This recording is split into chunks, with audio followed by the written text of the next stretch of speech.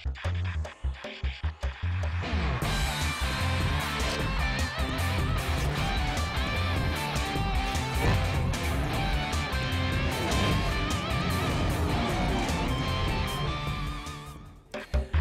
স্বাগত যত খেলায়, সাথে আছি জহিরুল ইসলাম। শুরুতেই জানাবো উপভোগের মন্ত্রে অধিনায়কত্বের চাপ জিততে চান তামিম, ব্যর্থ হলে সরে দাঁড়ানোর ঘোষণা।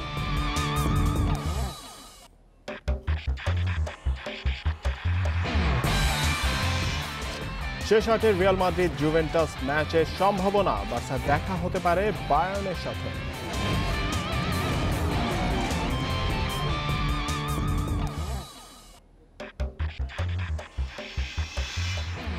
অনুশীলনে নামার অপেক্ষা আর্চার ও শুটাররা, আনুষ্ঠানিক ঘোষণা 2-1 দিনের মধ্যে।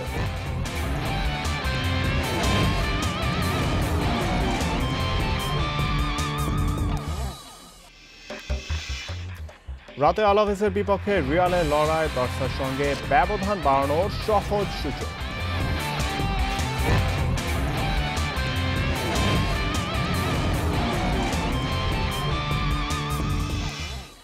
মাশরাফি পরবর্তী যুগে সিনিয়র জুনিয়রদের সাথে নিয়ে ওয়ানডেতে বাংলাদেশকে সাফল্য এনে দিতে বদ্ধপরিকর তামিম ইকবাল। করোনাবিরতি আর আপদকালীন অধিনায়কত্বের তিক্ততা নিয়ে ভাবছেন না, ইতিবাচক থেকে প্রতি ম্যাচ থেকে নিতে চান শিক্ষা। তবে দল যদি ব্যর্থ হয় আর কখনো মনে হয় ক্ষতির কারণ হয়ে দাঁড়িয়েছেন, তাহলে অধিনায়কত্ব থেকে সরে দাঁড়াবেন। ইন্ডিপেন্ডেন্ট টেলিভিশনকে দেয়া একান্ত সাক্ষাৎকারে দ্বিতীয় পর্বে থাকছে তামিমের নেতৃত্ব নিয়ে ভাবনা। করোনা মহামারী তামিমের নতুন অধ্যায়ে বাধা হয়ে দাঁড়িয়েছে। মাশরাফির রেখে যাওয়া সিংহাসনে বসেছেন ঠিকই, তবে মিশন শুরু করতে পারেননি এখনো। অধিনায়কত্বের যাত্রা শুরু হবে কবে, রোমাঞ্চ নিয়ে আছেন সেই অপেক্ষায়। আপদকালীন নেতৃত্বের অভিজ্ঞতা মোটেও সুখকর নয়। শ্রীলঙ্কা সফরে তার অধীনে দল হেরেছিল বাজেভাবে। অধিনায়ক তামিম নিজেও আটকে ছিলেন ব্যর্থতার বৃত্তে। সেই তিক্ততার সমালোচনা মনে জেঁকে বসেনি, বরং আগামীর জন্য সাহসী করেছে। এখন উপভোগের মন্ত্রে অধিনায়কত্বের চাপ জিততে চান তামিম, এজন্য দরকার সতীর্থদের সমর্থন। বেস্ট ট্রাই অবশ্যই করব, এখন দেখা যাক কি হয়। আমি এখন থেকে যদি বললাম যে আমি এটা চাই, ওটা চাই, এটা চাই, আর ইভেনচুয়ালি যদি ধরেন কিছু হইলো না, তাহলে তো এটার মানে নাই কথাটা বলার। বাট অবশ্যই এখানে আশা করবো যে সব সিনিয়র প্লেয়ারদের হেল্প থাকবে, সব জুনিয়র প্লেয়ারদের হেল্প থাকবে। আর ইনশাল্লাহ আমিও নতুন, আমিও ভুল করব, অনেক কিছু আমিও শিখব। পূর্ণ মেয়াদে দায়িত্ব দেয়া হয়েছে, কিন্তু সময়সীমা বেঁধে দেয়নি বিসিবি। 2023 বিশ্বকাপের আগে নেতৃত্বে বদল আসবে কিনা সেই প্রশ্নের উত্তর সময় বলে দেবে। তবে বিশ্বমঞ্চে অধিনায়কত্বের সুযোগ হতে পারে বিশেষ কিছু। যদিও এখনই অতদূর ভাবছেন না তামিম, এগোতে চান ধাপে ধাপে। যদি আমি মনে করি যে আমি এই কাজের প্রতি জাস্টিস করছি না, তাহলে আমি নিজেই সরে যাব। আমি এই কথাটা বলেছিলাম। 2023 ওয়ার্ল্ড কাপের কথা যদি আপনারা ভাবেন, ওখান থেকে আপনার অনেক কিছু আপস অ্যান্ড ডাউনস থাকবে। বাট সাথে এটাও সত্যি, যদি আমি এরকম কোনো সময় ফিল করি যে আমার কারণে টিমের ক্ষতি হয়ে যাচ্ছে, আমি না, এটা যে কোনো কেউই চাবে না, সো আমি ওরকম চাবো না। তামিম দলকে এগিয়ে নিতে চাইবেন মাশরাফির মতো করে। ধারাবাহিকতাই হতে পারে অধিনায়কের সাফল্যের চাবিকাঠি। এই বিরতি আগামীর পরীক্ষায় মানসিকভাবে তৈরি হওয়ার সুযোগ করে দিয়েছে। মাঝহারুল ইসলাম, ইন্ডিপেন্ডেন্ট নিউজ। ক্রেগ ব্রাথওয়েট ও শেন ডরউইচের 50তে সাউদাম্পটন টেস্টের তৃতীয় দিন আধিপত্য ধরে রেখেছে ওয়েস্ট ইন্ডিজ। দ্বিতীয় ইনিংসে 318 রানে অল আউট হয় সফরকারীরা। 114 রানে পিছিয়ে থেকে দ্বিতীয় ইনিংস শুরু করে ইংল্যান্ড। এখন পর্যন্ত সংগ্রহ বিনা উইকেটে 6 রান। 1 উইকেটে 57 রান নিয়ে দিনের খেলা শুরু করে সফরকারীরা। 16 রানে ফেরেন সেই হোপ। অন্য প্রান্তে গুরুত্বপূর্ণ 50 তুলে নেন ক্রেগ ব্রাথওয়েট। 65 করে এলবিডব্লিউ হন বেন স্টোকসের বলে। এরপর ছোট ছোট পার্টনারশিপে লিড নিশ্চিত করে উইন্ডিজ মিডল অর্ডার। 47 রানের অস্ট্রন চেজ ফিরলে হাল ধরেন ডরউইচ। তার 61 রানের ইনিংসে 300 ছাড়ায় ক্যারিবীয়দের পুঁজি। এর আগে জেসন হোল্ডার ও শ্যানন গ্যাব্রিয়েলের তোপে প্রথম ইনিংসে 204 রানে অল আউট হয় ইংল্যান্ড।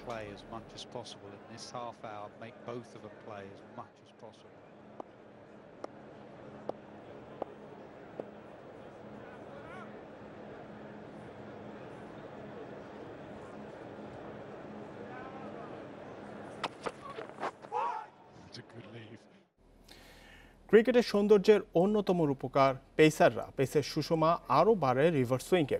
ওয়াসিম আকরাম, ওয়াকার ইউনিস থেকে শুরু করে হালের Jimmy Anderson, Mitchell Starc reverse সুইংয়ের চর্চা করেন। প্রায় 2 দশকের ক্যারিয়ারে 22 গজে অনবদ্য অ্যান্ডারসন তার রিভার্স সুইংয়ের আছে অভিনব দিক, যা উঠে এসেছে 2 ব্যাটিং লেজেন্ড সচিন তেন্ডুলকর ও ব্রায়ান লারার বিশ্লেষণে। সরফরাজ নেওয়াজ যে রিভার্স সুইং আবিষ্কার করেন সেই লিগেসি কয়েক ধাপ এগিয়ে নিয়ে যান পাকিস্তানের পরবর্তী প্রজন্ম। ইমরান খান, ওয়াসিম আকরাম, ওয়াকার ইউনুসের সুখ্যাতি রিভার্স সুইংয়ে দক্ষতার জন্য। ক্যারিয়ার জুড়ে অবিশ্বাস্য সব কীর্তি গড়েছেন সুইংয়ের ক্যারিশমা দিয়ে। পাকিস্তানি পেসাররা যে শিল্পের তপস্যা করে সাফল্য পায় তা পরবর্তীতে বিশ্ব ক্রিকেটে ছড়িয়ে পড়ে। হালের Dale Steyn, Stuart Broad, Jimmy অ্যান্ডারসনরা রিভার্স সুইংয়ের সিদ্ধহস্ত। তবে এদের মধ্যে বিশেষত্ব রয়েছে অ্যান্ডারসনের। সেই বিশেষত্ব তুলে ধরেছেন ক্রিকেট ইতিহাসের অন্যতম গ্রেট ব্যাটসম্যান সচিন তেন্ডুলকর। আর এই গ্রেট ব্যাটসম্যান ব্রায়ান লারার সাথে অনলাইন আড্ডায় অ্যান্ডারসনের রিভার্স সুইং বন্দনায় মেতেছিলেন সচিন। সচিন তো জানালেন অ্যান্ডারসনের ভয়াবহ রিভার্স সুইংয়ের কথা। লারা এই বিধ্বংসী সুইংয়ের সমাধানও দিয়ে দিলেন। অন্যদের চেয়ে অ্যান্ডারসনের রিভার্স সুইং আলাদা। সে বলটাকে যে অ্যাঙ্গেলে ছোড়ে দেখে মনে হবে ইন সুইং, কিন্তু বলের উজ্জ্বল ও অনুজ্জ্বল অংশের ভারসাম্যহীনতার কারণে বল বের হয়ে যায় এবং স্বাভাবিকের চেয়ে অনেকটা বের হয়।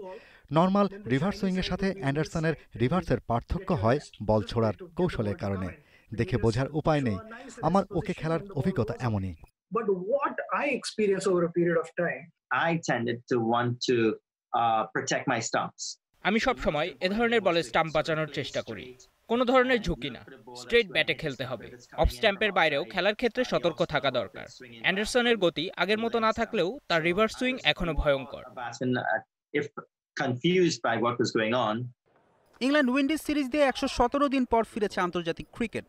প্রথম টেস্টে ইংল্যান্ডের বোলিংয়ের শুরুতেই দেখা যায় অ্যান্ডারসন ঝলক।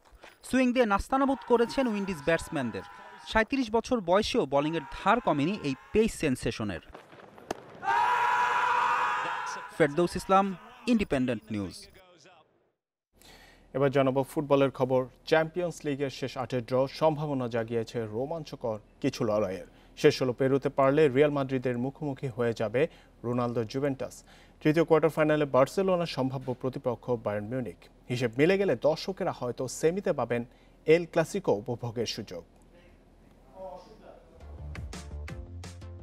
আকস্মিক মহামারীতে হঠাৎ থেমেছিল লিগ। ইউরোপ জুড়ে ক্লাব ফুটবল চালু হওয়ায় ফিরে এসেছে আত্মবিশ্বাস। তারই ধারাবাহিকতা এবার ড্র সেরে ফেলল ইউএফা। ভাগ্যের পরীক্ষায় আপাতত সামনে এসেছে যে সমীকরণ, তাতে নড়ে চড়ে বসতে পারেন ফুটবল সমর্থকেরা। শেষ 16তে এখনও অবশিষ্ট 4 match. Real Madrid, Barcelona, Bayern মিউনিখের মতো দলগুলো এখনও নিশ্চিত নয় শেষ 8-এর লড়াইয়ে। অর্ধসমাপ্ত সূচি ইঙ্গিত দিচ্ছে কোয়ার্টার ফাইনালে মুখোমুখি হয়ে যেতে পারে রোনালদো জুভেন্টাস আর রিয়াল মাদ্রিদ। হিসেব মিলে গেলে তৃতীয় কোয়ার্টার ফাইনালে বার্সেলোনা লড়বে বায়ার্ন মিউনিখের বিপক্ষে। আর ভাগ্য যদি হয় আরও প্রসন্ন, তবে শেষ 4-এ হয়তো আসবে এল ক্লাসিকোর রোমাঞ্চ। সূচিতে ইঙ্গিত রোমাঞ্চের, তবে তার আগে মেলাতে হবে কিছু শর্ত। এখন পর্যন্ত কোয়ার্টার ফাইনাল লাইন আপে জায়গা পাকা লিপজিগ, আতলেতিকো, আটালান্টা ও পিএসজি। বায়ার্ন বার্সেলোনা কোয়ার্টার ফাইনালের সম্ভাবনা বেশ জোরালো। কাজ অনেকটা এগিয়ে রেখেছে বাভারিয়ানরা প্রথম লেগে চেলসিকে 3-0 গোলে হারিয়ে। তুলনায় বার্সাকে নিতে হবে গুরু দায়িত্ব। প্রথম লেগে নাপোলির সাথে 1-1 গোলে ড্র করেছিল কাতালান জায়ান্টরা। পুরনো ক্লাব রিয়াল মাদ্রিদের সাথে কি দেখা হয়ে যাবে ক্রিস্টিয়ানো রোনালদো? সেক্ষেত্রে অবশ্য ম্যান সিটি রিয়াল দ্বিতীয় লেগ ম্যাচের দিকে তাকিয়ে থাকতে হবে CR7 সমর্থকদের। প্রথম লেগে ইতিহাদে 2-1 গোলে হেরে কাজটা কঠিন করে ফেলেছে অবশ্য রিয়াল মাদ্রিদ। রাউন্ড অফ 16-এর অবশিষ্ট 4 ম্যাচ অনুষ্ঠিত হবে 7 এবং 8 আগস্ট। 12 থেকে 16 আগস্টের মধ্যে হয়ে যাবে কোয়ার্টার ফাইনাল। ঝুঁকি এড়াতে সবগুলো কোয়ার্টার ফাইনাল হবে এক লেগের। 18 ও 19 আগস্ট সেমি, আর ফাইনাল হবে 23 আগস্ট। কোয়ার্টার ফাইনাল থেকে ফাইনাল পর্যন্ত টুর্নামেন্টের অংশ হবে পর্তুগালের লিসবনে। জহিরুল ইসলাম, ইন্ডিপেন্ডেন্ট নিউজ। ঘরোয়া ফুটবলের ভবিষ্যৎ নিয়ে কাল সিনিয়র ফুটবলারদের সাথে আলোচনায় বসবেন বাফুফে সভাপতি কাজী সালাউদ্দিন। এতে জাতীয় দল ও ক্লাব মিলিয়ে 25 থেকে 30 ফুটবলার অংশগ্রহণ করবেন। বৃহস্পতিবার ক্রীড়া মন্ত্রণালয় সভাতে ঘরোয়া ফুটবলের সিদ্ধান্ত স্বাস্থ্য অধিদপ্তরের সবুজ সংকেতের ওপর ছেড়ে দিয়েছেন ক্রীড়া প্রতিমন্ত্রী জাহিদ হাসান রাসেল। আগামী ফুটবল মৌসুম ঠিক কবে শুরু সম্ভব হবে তা নিয়ে রয়েছে উদ্বেগ। এ নিয়ে ফুটবলাররা 2 দফা বসেছিলেন বাফুফে সভাপতির সাথে, যাদের বেশিরভাগই ছিলেন জাতীয় দলের খেলোয়াড়। কাল লিখিত আকারে বাফুফেকে সমস্যাগুলো জানাবেন ফুটবলাররা।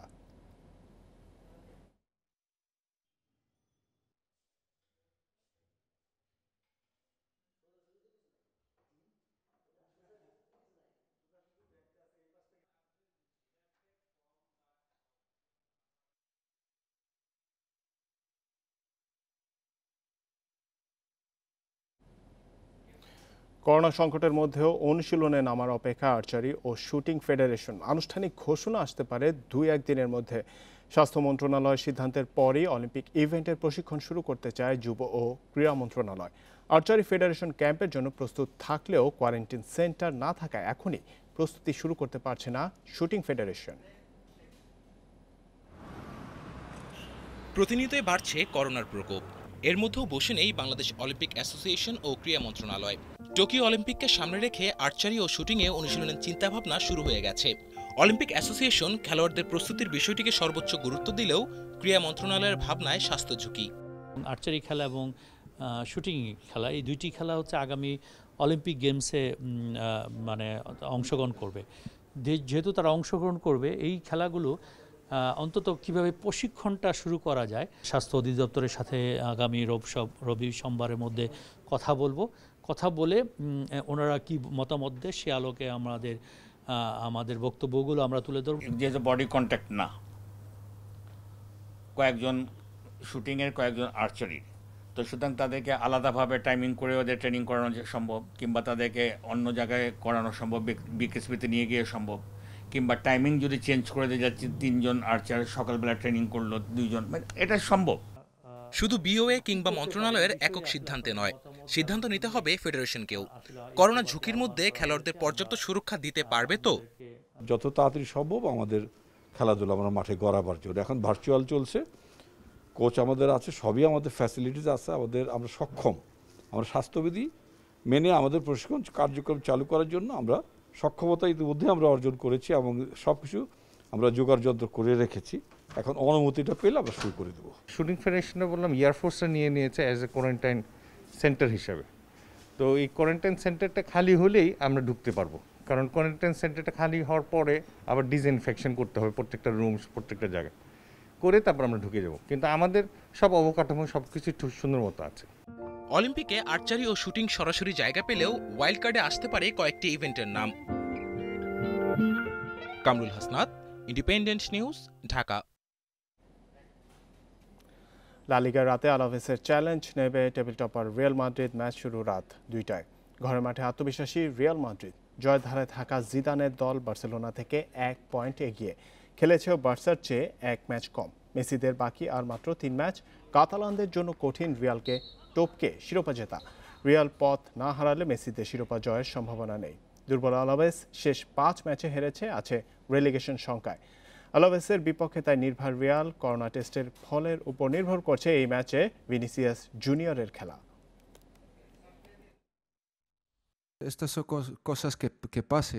লা লিগা জিততে যাচ্ছি এমনটা বলবো না, আমরা পরবর্তী ম্যাচ নিয়ে ভাবছি। আর মাত্র 4টি ম্যাচ বাকি আছে, প্রতিটি ম্যাচ আমাদের জন্য ফাইনাল, বিকল্প কোনো পথ নেই। আমরা ভালো খেলে মোমেন্টাম পেয়েছি, মৌসুমের শেষ পর্যন্ত সেটা ধরে রাখতে চাই।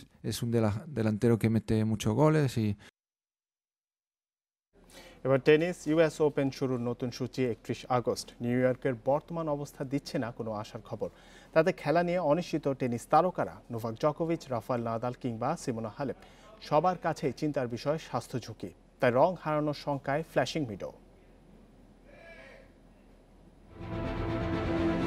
প্রস্তুতি চলছে টেনিস ফেরানোর।